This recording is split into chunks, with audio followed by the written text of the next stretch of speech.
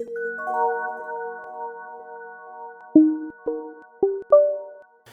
guys, welcome to today's video where I'm going to talk about what's quickly becoming my favorite series of hard baits. Alright guys, so what we're going to talk about today is Livingston Lures. Livingston Lures has the EBS, or electronic baitfish sound technology, integrated into their baits. And the way that that works is there's a computer chip inside that once the bait is activated, which is done by touch or by when the bait hits the water, then you start to get a baitfish sound. That baitfish sound travels through the water 4 times faster than sound travels through air, so it really calls fish in from a long distance. And the great thing about these baits is, again, once you wet these baits, once you get them wet, and then you just listen to the sound it makes, okay? They have matched the hatch. So the baits that are designed to mimic a brim have a brim signature. The ones that are designed to mimic shad have a shad electronic signature, and so on and so forth. So what they've done is they've gone so far as to match the hatch. Now, a lot of companies make claims and don't substantiate it. What the folks at Livingston did is they partnered with Texas State University. What the result of that study yielded was that the bass were attracted to the lure from 3 times as far away as standard pitch and rattle and weight noises that are made by bait. The clicking, the rattling, the clunking, that's made by internal rattles. The electronic baitfish signature drew the fish in from 3 times as far. And it makes sense when you consider that sound travels 4 times as far in water, or 4 times as fast in water as it does in air.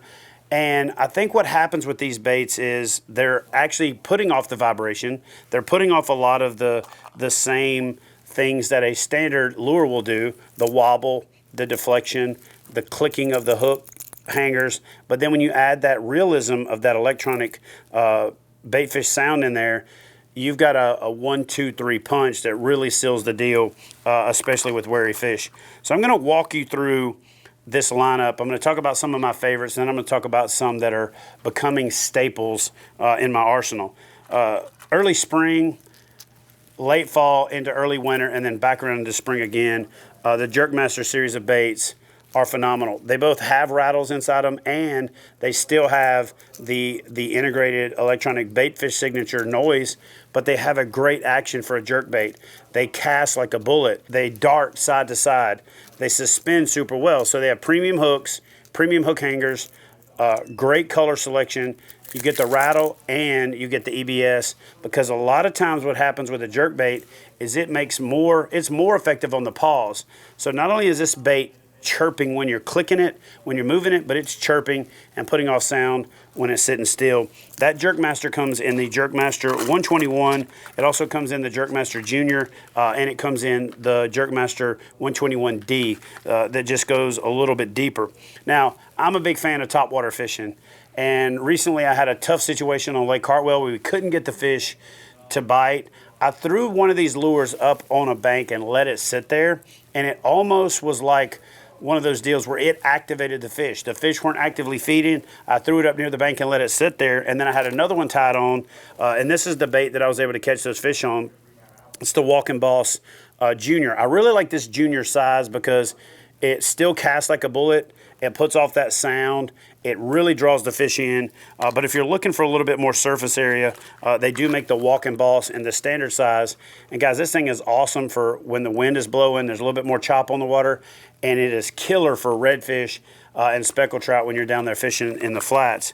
Now, if you want a bait that is anybody in the world could fish it. It's got a little bit of extra something to it because that tail, it's got that jointed tail, and it's got that cupped mouth on it where literally all you have to do is throw it out, hold your rod tip up, and slow reel it. That cup makes it waggle back and forth. It kicks that tail back and forth. It still has that EBS technology emitting sound.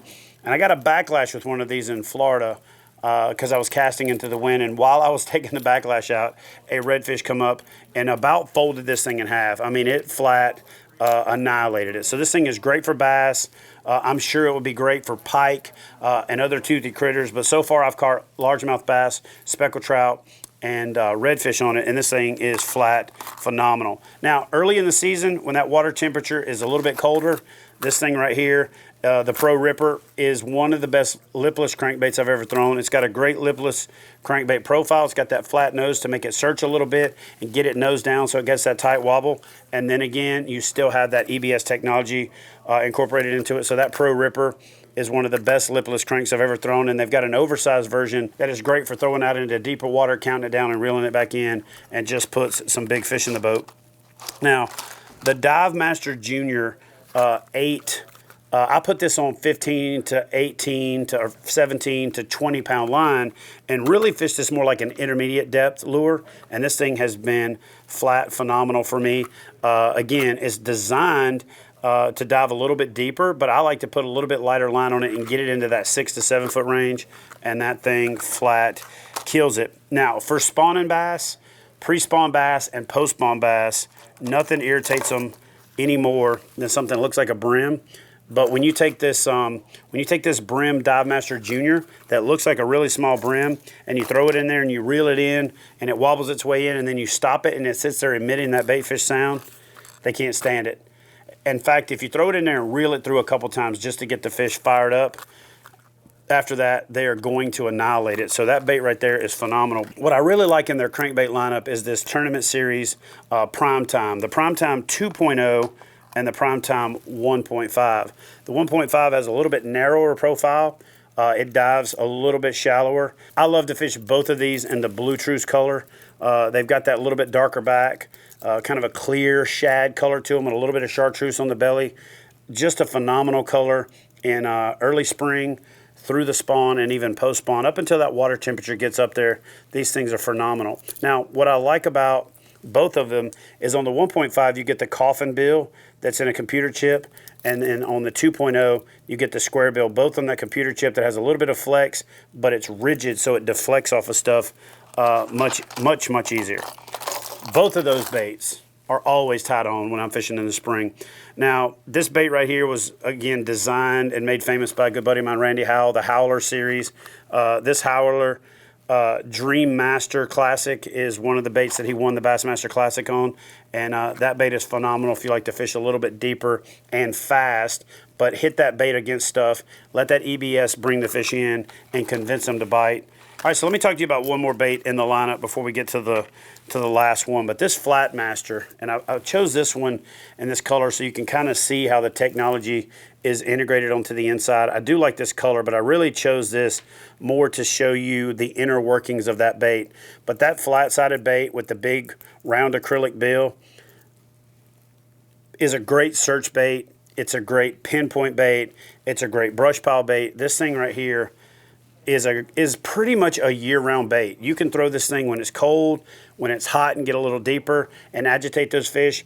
And I've been using this in rivers when I want to keep it in bottom contact, even though the water's only like 4 to 6 foot deep, and just rooting this thing along, and it has fired up a bunch of smallmouth and put a bunch of fish in the boat for me.